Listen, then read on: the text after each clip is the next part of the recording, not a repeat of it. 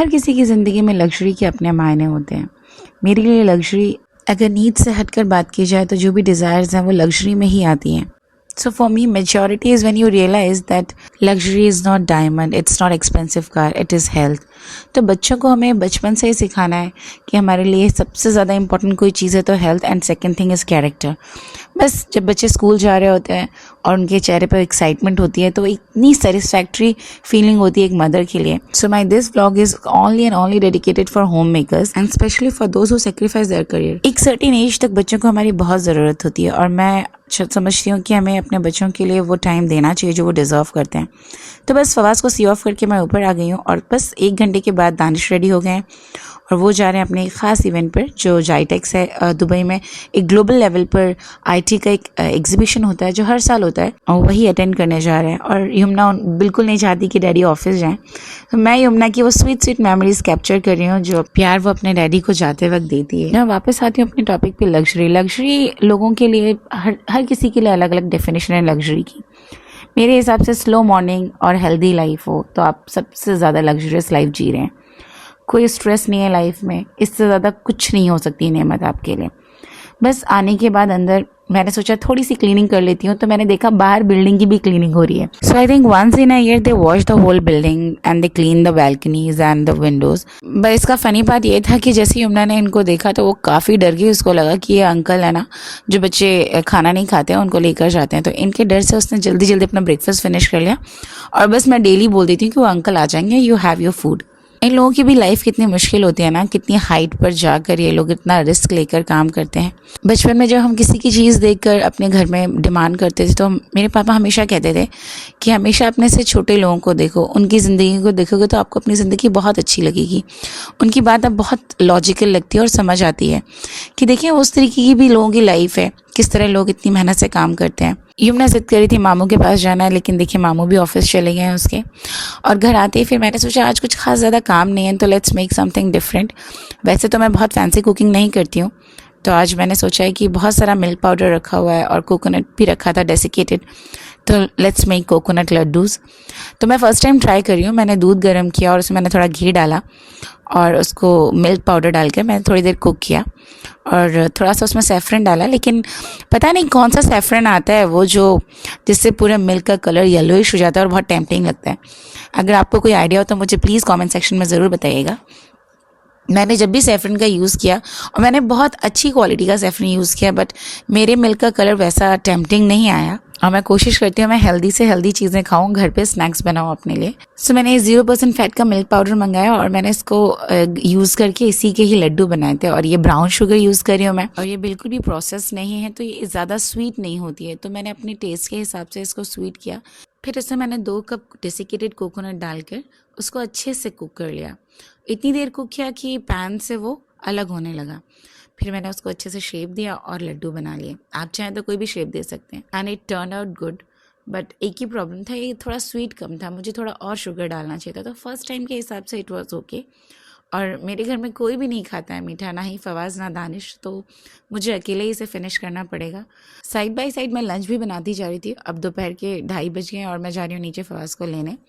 यमुना ने शॉवर भी ले लिया और उसकी एक नैप भी हो चुकी है। जब तक यमुना सोती है तब तक मेरा मी टाइम होता है और मैं आराम से जो काम मुझे अपना करना होता है, मैं एडिटिंग एंड ऑल मैं कर लेती हूँ तब तक। और जब हम नीचे आते हैं तो यमुना के लिए एक आउटिंग हो जाती है। ये यमुना का दिन भर का बेस्ट पार्ट होता है। अब आ गया है नेक्स्ट डे, और नेक्स्ट डे फवाज़ का ओपन हाउस है।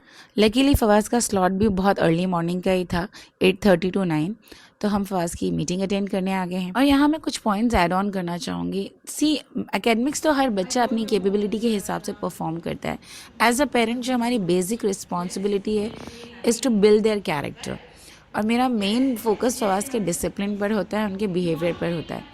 So this time teacher is very happy and she is appreciating that Fawaz is improving a lot and I want him to continuously move towards the improvement. और हम बस हमारा यही काम है एज अ पेरेंट कि बच्चों को मोटिवेट करें, बच्चों को इनकरेज करें to be a good human being. और इस चीज़ में जो सबसे बेसिक अहम रोल होता है वो पेरेंट्स का और टीचर्स का होता है।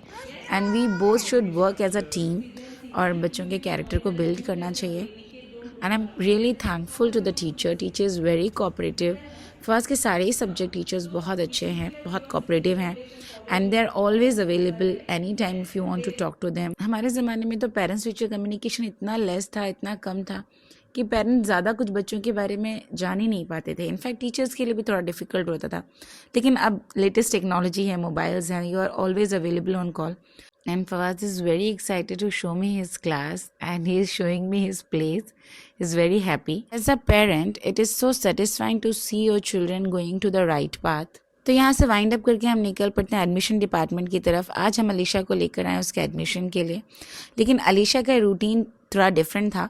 तो वो बहुत ही स्लीपी है इस वक्त, और वो अभी तो छोटी है, तो उसके लिए फ़र्स्ट टाइम वो इतनी सुबह सुबह स्कूल आई है अपने इंटरव्यू के लिए। She is very sleepy but counsellor is trying to take her interview. So Fawaz is very excited and he is introducing his sister with the counsellor. और अलीशा इतनी स्लीपी है, लेकिन हमने जल्दी से उसका फेस वॉश कराया 2-3 बार के बाद, अब जाके वो थोड़ा रेडी हुई है। So ideally it's her first interview. भाभी उसको प्रिपेयर कर रही है कि वो टीचर को आंसर करे, बट माशाल्लाह से उसने बहुत अच्छा इंटरव्यू दिया। मैंने थोड़ी सी क्लिप्स रिकॉर्ड भी की हैं, तो आई वुड शेयर इट। और वो बच्चों में कॉन्फिडेंस होना बहुत ज़रूरी है।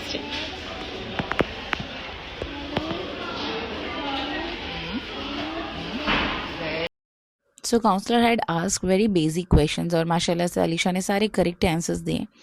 बस वो थोड़ी सी स्लीपी थी, तो थोड़ा टेंट्रम्स थे उसको देना नहीं था आंसर्स। कलर्स और शेप्स बताने का तो थोड़ी सी एक्टिव हो गई और टीचर से थोड़ी फ्रेंडली हो गई, लेकिन उसे फिर भी बहुत ज़्यादा नींद आ रही थी। She was trying to give her best.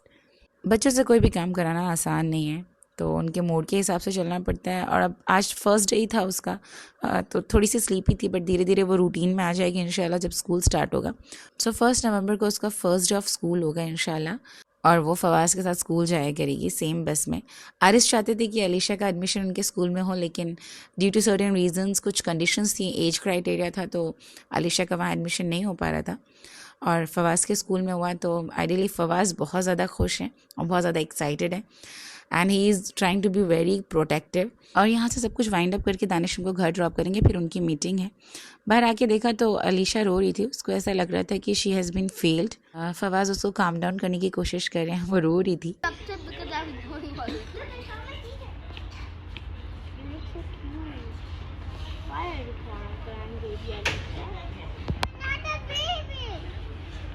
फवाज़ माशाल्लाह बहुत ज़्यादा खुश हैं अलीशा को अपने स्कूल में एडमिट करवाने के बाद। अब देखते हैं आगे इनकी जर्नी कैसे जाती है। यहाँ से हम लोग बस निकल चुके हैं अब घर के लिए, और वेदर इस वक्त यूएई का माशाल्लाह बहुत अच्छा हुआ है। अब वीकेंड्स में आपको अक्सर लोग आउटिंग करते हुए, कैंपिंग करते हुए नज़र आने वाले हैं, और टूरिज़म भी स्टार्ट हो जाएगा यूएई का। तो एक्चुअली देखा जाए तो ये 4 महीने यूएई में फुल टाइम फेस्टिवल सीज़न होता है।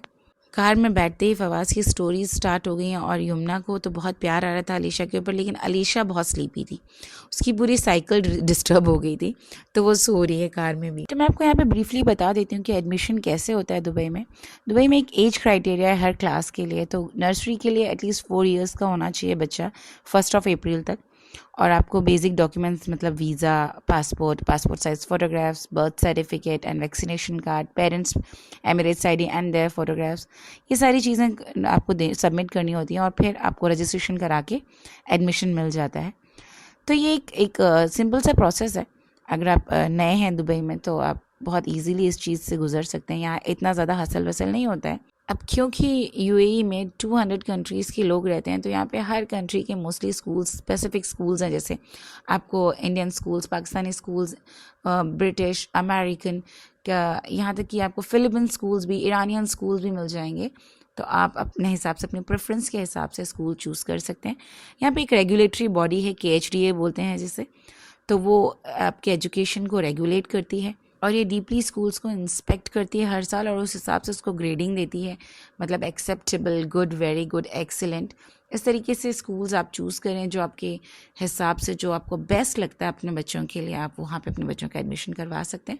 So it's very easy and very simple. अब आ गए हम घर आने के बाद मेरा डे तो सॉर्टेड है कि मुझे आने के बाद क्या करना है।